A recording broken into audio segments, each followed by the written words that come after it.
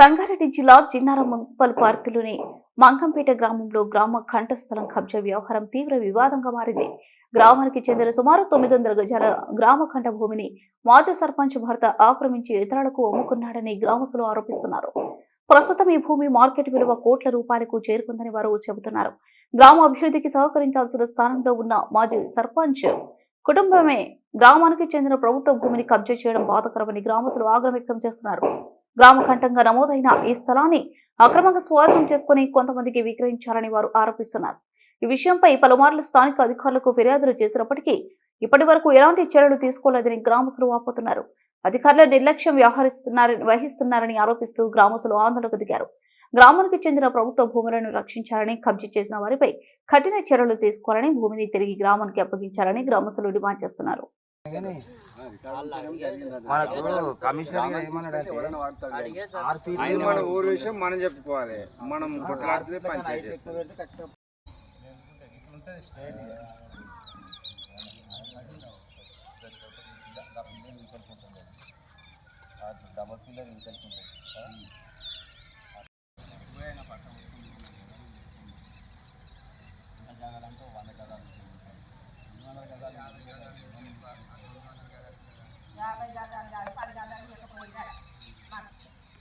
నా పేరు లక్ష్మి. ఇది రామకంఠము అక్రమంగా ఇట్లా చేసి ఇది తీసుకున్నాడు.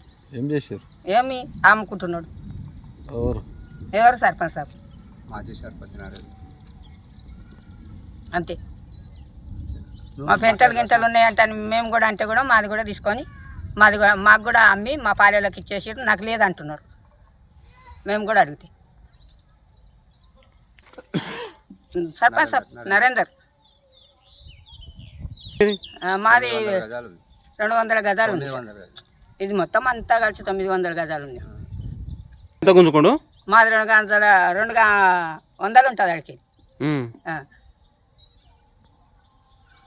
మంగంపేట విలేజ్ చిన్నారం మున్సిపల్ కిందకి వస్తుంది. ఇది గత కొద్ది రోజుల కింద పెంట జాగాలు ఉండేది.